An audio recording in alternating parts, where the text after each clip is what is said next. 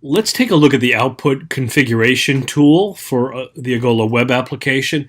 This is where you'll set your configuration for output.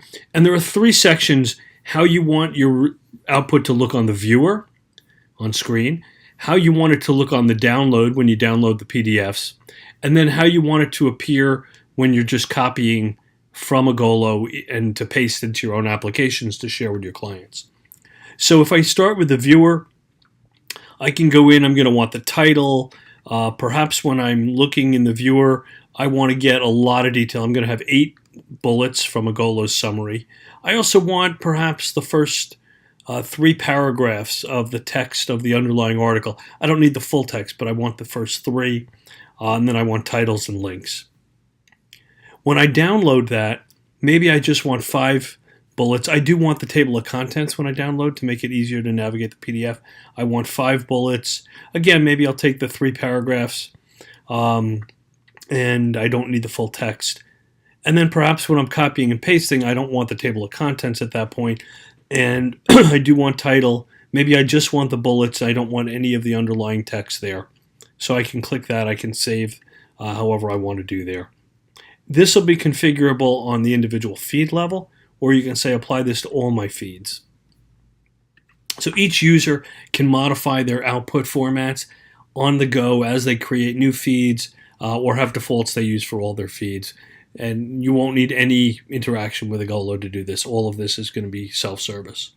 Now let's look how you might set up your underlying feeds when you're trying to set up a new source.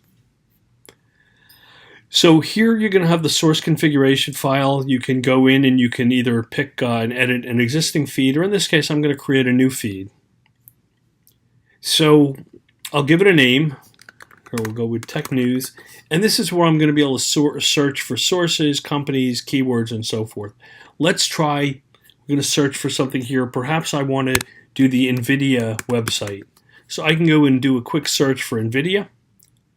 It wasn't on there, so it gave me the option to add a new source. I can choose the type of source, whether it's a commercial news site, company website, RSS feed. In this case, NVIDIA Corporate would be a company website.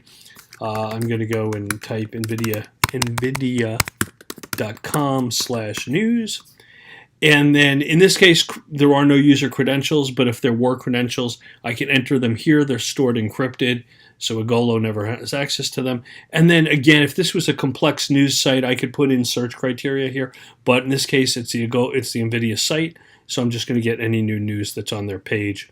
We can also look at what this will look like when we've gone and filled it all out and added a bunch of sources. So you'd have, multiple sites. You've got, in this case, I can select companies that I want and choose the companies here.